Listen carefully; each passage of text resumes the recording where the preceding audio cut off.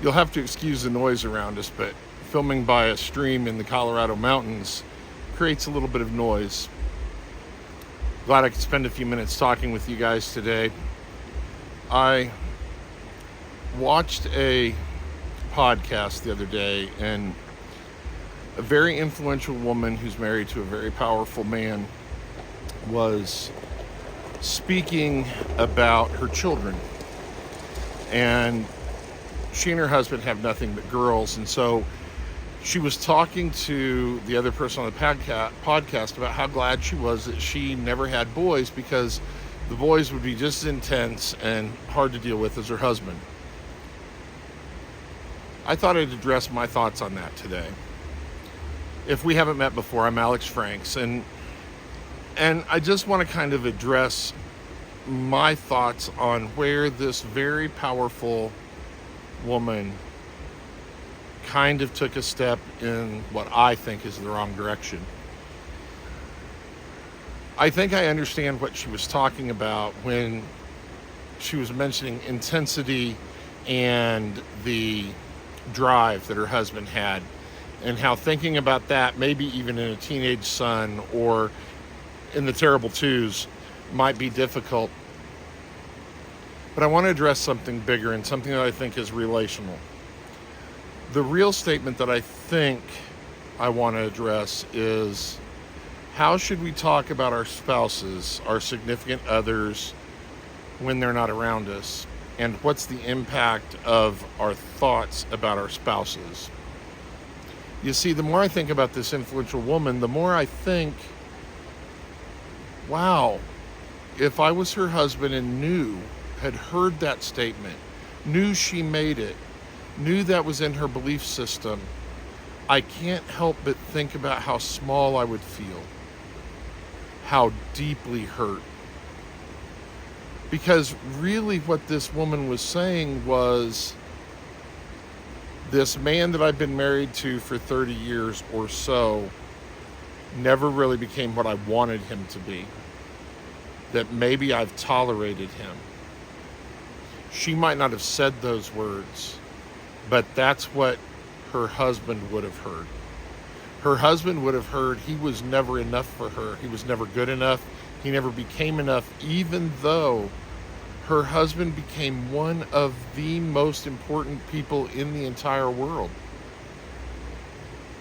It's amazing to me that she still feels or felt enough, or was feeling strong enough to say she never would have wanted a son because he would have grown up like the father. I can't help but hurt for that man just because of the way the wife spoke about him. I think I want to encourage both men and women, and I know I'm speaking of something I heard from a wife's perspective, but this goes to either sex. We have a responsibility to see our spouses as the best version of them, to talk to others and uplift our spouses. I've not always been perfect at this. I've sometimes complained about my spouse or said little things to friends or people I knew, and it's kind of a shame that I have.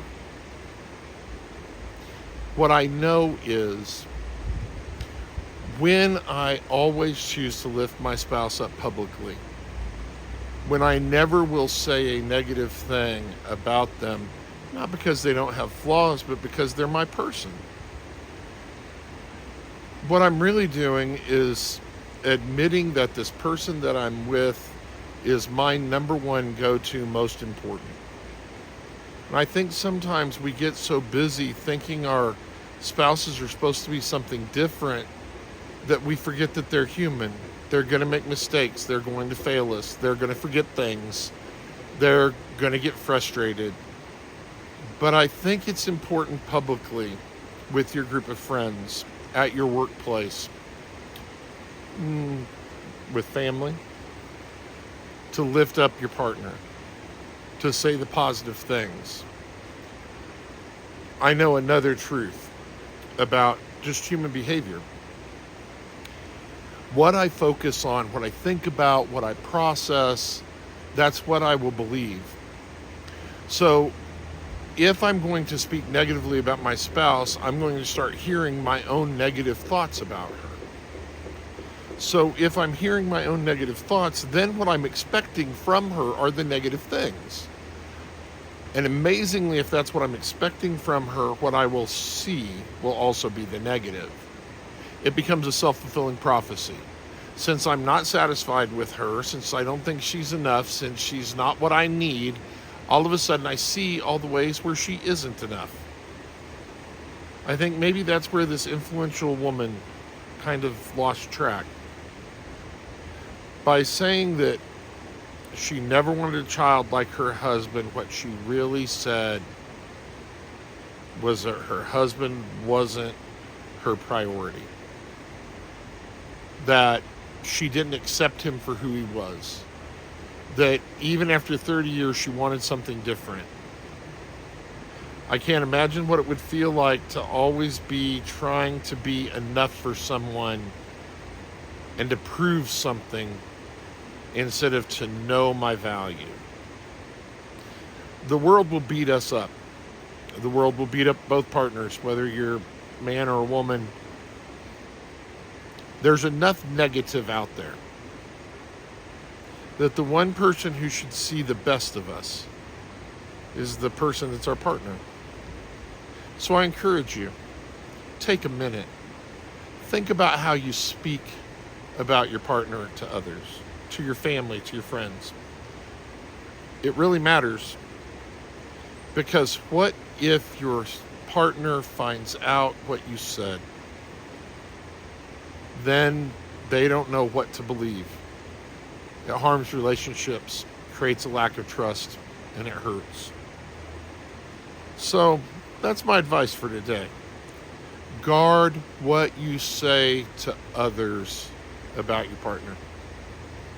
Guard your own heart to pour into it the things that really build up your partner and your family. It makes a difference. And remember, we're here to serve others, care deeply, love our people. And if you have a question, why not ask?